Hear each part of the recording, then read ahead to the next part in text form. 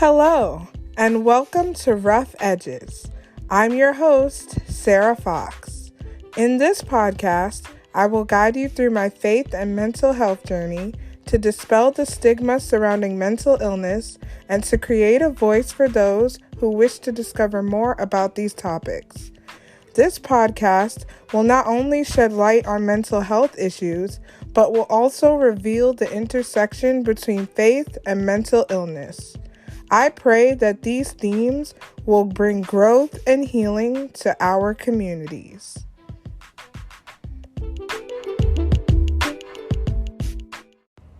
Hello, everyone, and welcome back to another episode of Rough Edges. I am here with special guest and good friend of mine, Lydia Vreeman. Lydia is a 23-year-old living in New York City. She works full-time in communications and part-time in ministry and loves economics. She is also passionate about Christian women learning about sexuality and started the Holy Ship podcast to foster an open and shame-free dialogue on the intersection of women, sexuality, and Christianity. For more updates on the Holy Ship podcast, you can follow them on Instagram at theholyship.podcast. And you can also listen to their episodes on Spotify and Apple Podcasts. Welcome, Lydia. Thanks for having me, Sarah. Yes. I'm so happy to have you. And today we are going to be talking a little bit about PTSD and how to manage that. Yeah. So before we get into it, though, could you tell me a little bit more about yourself? Like, if you could have dinner with any famous person, living or dead, who would it be and why? Okay, so I thought long and hard about this question, and there's so many influential people I could choose from, but honestly, I think I would have it with Snoop Dogg. Nice. I love him so much. And he just, does whatever he wants. He's in so many random movies and TV shows and commercials, and I'm like, yeah, he just, made it, and he's like, I'm gonna do whatever I want. I'm like, I want to have dinner with him. That is awesome. That is so amazing. Oh, gosh. So you are the co-host of a podcast called Holy Ship. I am. And I'm an avid listener. It is so good. Guys, you should really check it out. But what inspired you to start a podcast? And where did the idea for Holy Ship come about? Yeah, so I think what kind of inspired me to start it was talking with a lot of my friends who also grew up in purity culture and just how that shaped their views on their bodies, the relationships that they're in, just how they view the male-female dynamic, and how oftentimes when they were talking about sex or something that was happening in their relationship or how to make a boundary, it was just so shame-filled, and I was like, this doesn't have to be shameful, let's actually have a talk, let's actually have a dialogue about this and bring it into the light and just get rid of all that shame. So that's what inspired me to start a podcast, just because I feel you can open that up to so many more people than just your friend group, Yeah. Yeah, the idea came when I was talking with my friend Emma, who is the co-host of Holy Ship, and she was like, Lydia, I think we should make this into a podcast. We were both kind of struggling in relationships of how to figure out how far is too far, what does godly sexuality look like, and then one day she was like, holy blank, I don't know anything about godly sexuality or whatever, and then she was like, we can say ship, relationship, and she's like, that's how we got the title for it. So awesome. That's how we got here today. That is so cool. Yeah. Well, honestly, I love the idea, and I love that you're doing it in a shame-free way, because a lot of the times it's especially in Christian cultures and purity culture, it's seen as something that is shameful. So I'm happy that you guys are having this dialogue and can do this. It's so fun. Yeah, so today we're going to talk about PTSD, or post-traumatic stress disorder. And so for those of you who don't know, post-traumatic stress disorder is a disorder in which a person has difficulty recovering after experiencing or witnessing a terrifying event. The condition may last months or years, with triggers that can bring back memories of the trauma, accompanied by intense emotional and physical reactions. So, Lydia, I want to first off talk about resilience because This season, I'm doing resilience and mental health advocacy. So before we go into the PTSD part, what comes to mind when you hear the word resilience? Honestly, I think the two words that kind of like pop up for me are grit and grace.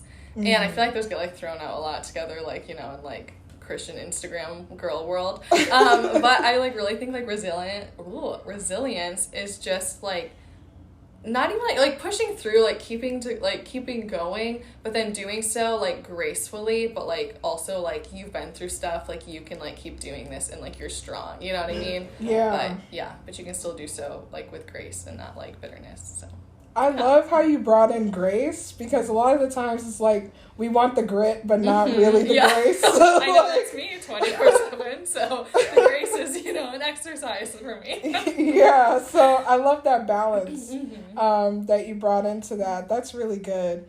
So now on to the post-traumatic stress disorder. So can you tell me a little bit about your experience with PTSD? Yeah, so I was officially diagnosed with PTSD 5 years ago, but like figured out that I actually like had it from like a long time ago, but then it was a recent like event that had like made me go to like a therapist and like figure it out. So yeah, I was like officially diagnosed with it 5 years ago, but had it for probably like 7 years, like up into like from today. So yeah. Okay. And what was the most difficult aspect of managing PTSD? Yeah, so I think the most difficult one, and I feel like this is the case with like a lot of different like disorders and like mental illness, is the fact that you have to like manage that and do life normally, you know, like you can't completely shut down because life keeps going, you know? And so when I am triggered or when like something does happen, it's like I still have to keep going. I have to go through my normal life, but sometimes like seeing a homeless man on the subway will like trigger me, and then it's like I don't want to ride the subway, but I have to, and it's like having to like manage all these like huge emotions that are like happening inside of me like on the subway, but still having to do that, and just like I think it just brings a different level of difficulty to life that you just don't know about beforehand. So yeah, just like really difficult. No, I can imagine, because it's like you mentioned triggers, and it's like a lot of the times we feel triggered by something, or it could be like anything that triggers the five senses. It could be like a smell, or like you hear a song or something that brings up those memories and emotions. So it's really like difficult to manage that at the same time while trying to go through life. So I'm glad you brought that up. And I think another thing, I probably should have added this earlier. So I was diagnosed with PTSD and CPTSD. And CPTSD is complex post-traumatic stress disorder. And whereas PTSD is made from like, I'll say like a traumatic event, or like, you know, like you're in a building and it crashes down, like traumatic event, like that's like kind of what triggers bring you back to.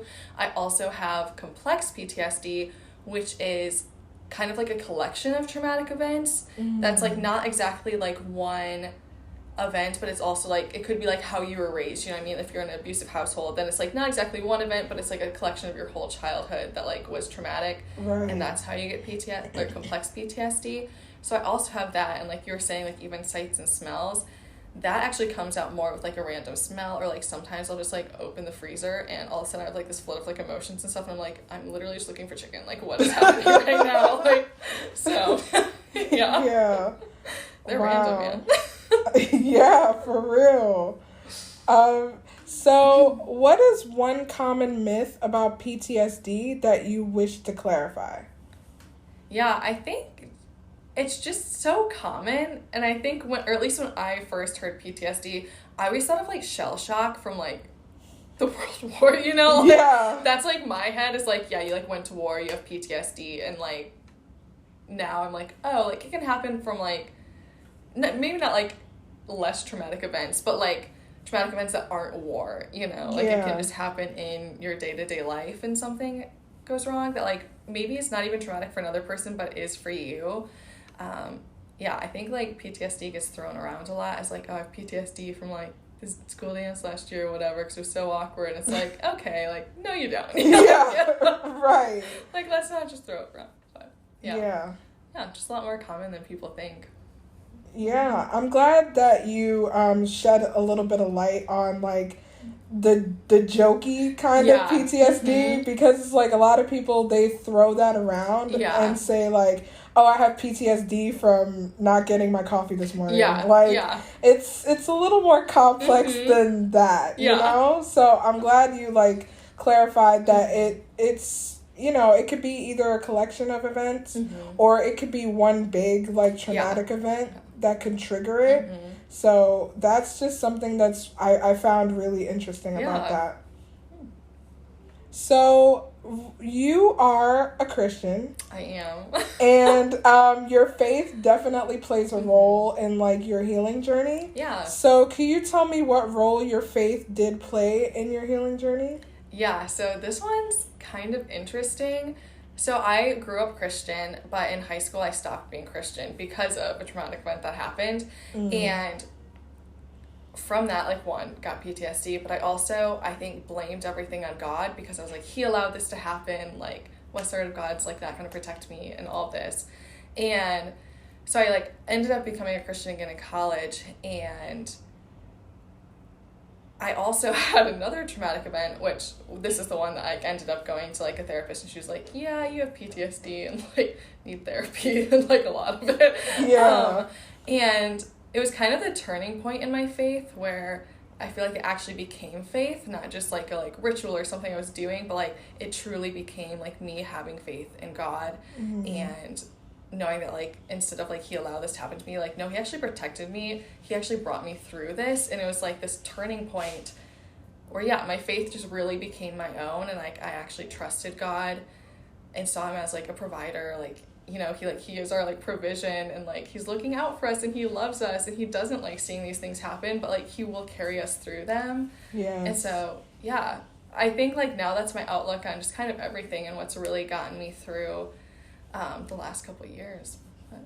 Yeah, wow. Honestly, I love that your faith, it turned from like something that you kind of despise, and it kind of turned into something that you treasure now. Yeah. And I just love that perspective, because a lot of the times it's like either one or the other. It's like you're extreme like Christianity and you're into it, and then it's like the other side where it's like you are just, you know, not really into it, or you're upset at God for something. So I love how you turned that test into a testimony. Yeah. And oh, look at that phrase. Put that on a t-shirt. Yes. So I love that. I really do love that. Now, like, I think you need merch. It's official. Yeah. So, did you ever find a balance between your faith and managing PTSD? And how did you find that balance? Yeah, I think it's less of a balance and more of just a full-on, like, God just 100% in it with me, you know? Yeah, I think, like, you know, like I said in the last one, it kind of was this pivotal moment for me. So, like, before, where I was kind of, like, having them held in different hands and contradicting. Thank you. Just making up words over here. Contradicting each other, and now it's like I can balance them together. Like, yes, this happened, but God got me through this, or like, you know, yeah. Does that make sense? Yeah, no, that does make a lot of sense. So I feel like it's just like balanced in the way that like God's 100% in it. He's 100% in my life, and yeah, he's just like a part of every traumatic event that does happen, and he's a part of like every time you feel triggered, and like I can just always go to him to help me through that. But yeah, I love God is 100% in it. Yes. Like, it's not just like 50% or 75. Like, he's 100% there. And a lot of the times I think we forget that. And it's so easy to forget that God is with you through every single event that you go through. And it's just, I love that. I love that he's 100% there with me, like, all the time. Yeah. And he's getting me through this. Yeah, I actually went to a soul, like, healing session with like this woman from my church, and like part of it is like it's basically like a guided prayer time. Like sometimes like when you're praying by yourself, you know, like, or at least I get wildly distracted and, you know, can't really get into it. Same. But she's like there to kind of help you facilitate like just talking with God, and the main goal is like to have him show you parts of your life where like you just felt so alone or that he wasn't there, and like where he was during those times. And it was just like this transformative time, like just spent with Jesus and being like, I felt so alone when this was happening, and like, you know, like it was such a traumatic time for me. I was like, where were you? And like just like having him show me different things or bring me different songs that like showed where he was, different things like that. Nice. Sorry, I'm like losing my voice. There we go. And just like realizing that he was there, and he was in like parts of it that I didn't realize. Like sometimes he would just like show me like a photo of him like holding me like in his arms, you know, or like just like if I was like hiding somewhere, like he was hiding right there next to me, and it's like, oh, like you were there, I just like was not looking for you, you know. Yeah, it's just so special. Yeah, and I love the little moments, you know, that he showed you, like, it was a song, or it was, like, him hiding with you, you know? Like, that's just, like, very amazing, and it also shows that God's presence is very pivotal, especially when you go through, like, tough times, you know? Definitely. Yeah. So, how are you able to build resilience while managing PTSD? So, this one's kind of hard. I feel like, one, going to therapy helped me so much of just how to, like, functionally move on from everything. Yeah. And I think, like, resilience in that term is just kind of, like, the pushing through aspect of it. Working through aspect of it. Let me clarify that. Yeah, just the working through it to be able to move forward. But then, like, I guess bringing grit and grace back into this. Yeah, I think, one, it did make me stronger, you know? And so I think I just bring that into, like, everything I do now. Yeah, and, like, the grace aspect of it, I think I have such a soft spot for people now, and, like, when someone is, like, a little grumpy to you, I'm like, maybe they are being triggered today, like, and I have no idea, like, their life story. I have no idea what could have been triggering them, because, like, sometimes I act out, and I'm like, I was so mean to that person, and, like, yes, it was because I was triggered, but that was, like, not, like, you know, excuse for how I was behaving, but, like, now, knowing that about myself, I'm like, so many other people probably have the same thing, and being able to show grace to them, and, like, help them on that, you know? Yeah. No, I just that answered your question. No, that definitely did. And I love the aspect of showing grace to others, because it's like when you've been shown grace by God, it just transforms you to be able to like just show that same type of grace to other people. So I just love that you brought that up, and that was such a pivotal moment for you in your own life. Yeah. So, what steps did you take specifically to build that resilience? Yeah, I think, one, going to therapy, because I would not have had any resilience if I did not do that. Right. But yeah, I think going to therapy and actually working out my emotions, working out, like, all of the, like, thoughts that just accompanied, like, traumatic events.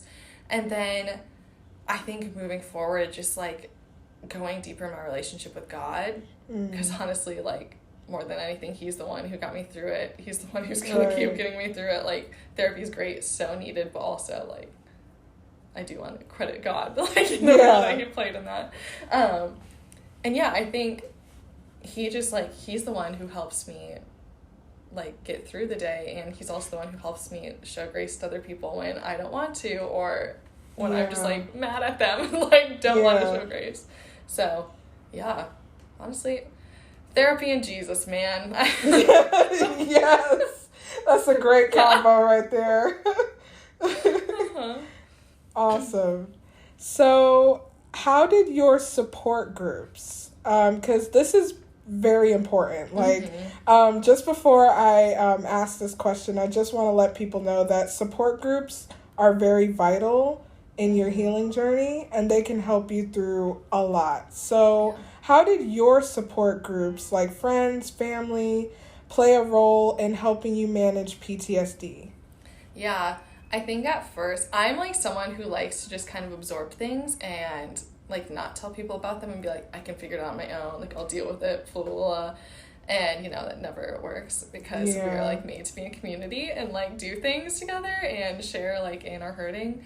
And so I think after I started talking to people about it, especially, like, my friends and family and, like, community group at church, I, like, realized, one, how many other people have also, like, gone through similar things or, like, also struggle with PTSD, and they're like, hey, like, I have a therapist that I've been going to, or, hey, like, I, like, really found that these, like, coping mechanisms work, you know, or, like, techniques.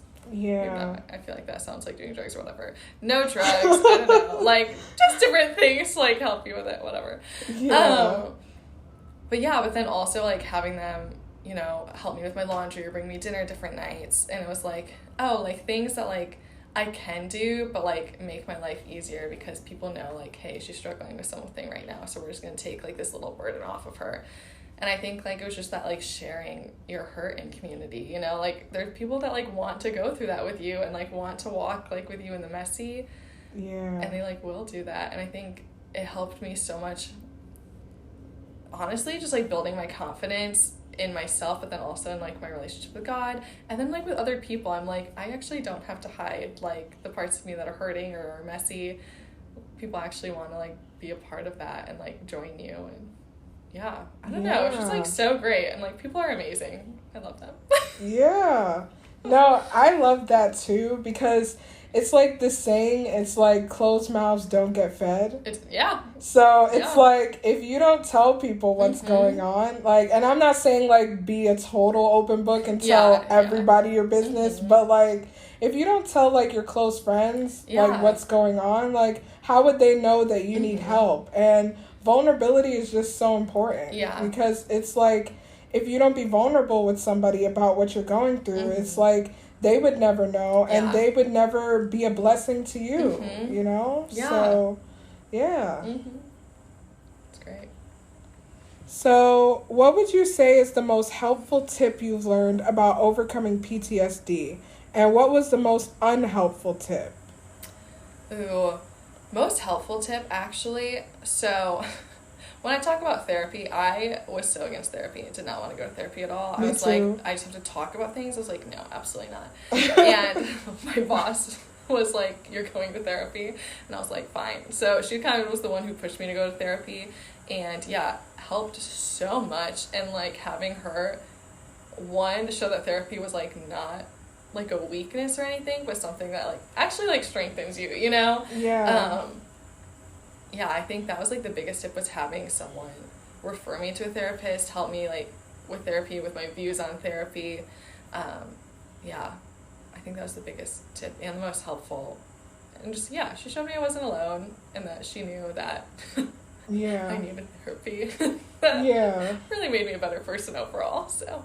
Yeah. That's good. I think for most unhelpful tip, I struggle with this one.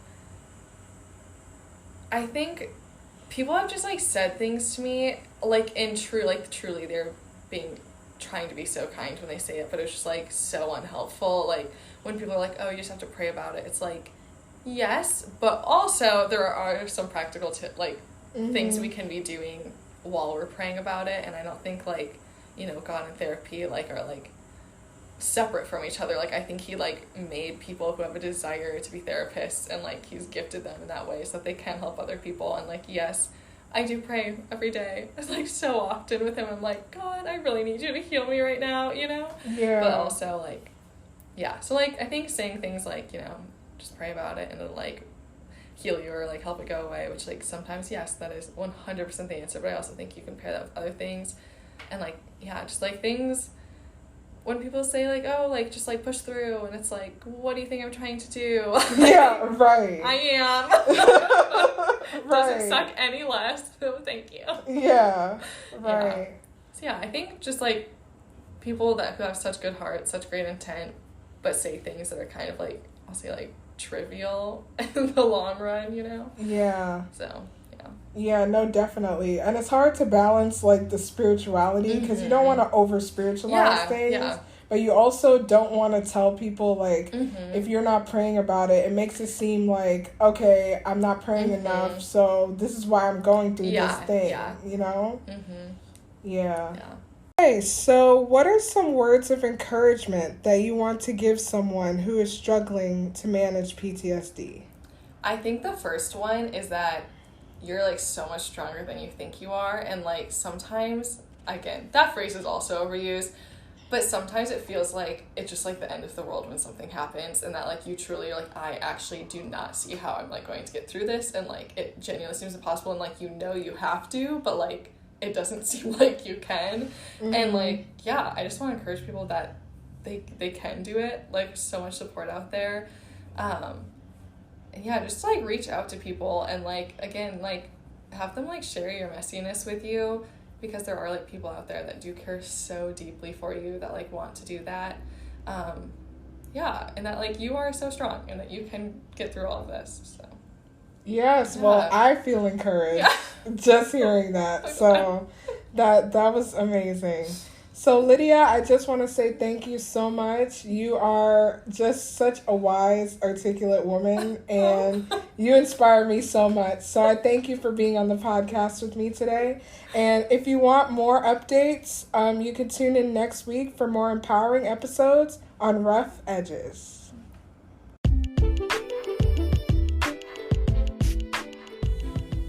Thank you for listening to Rough Edges. Feel free to follow this podcast on Instagram at rough.edges.podcast or visit my blog at sarahifox.com.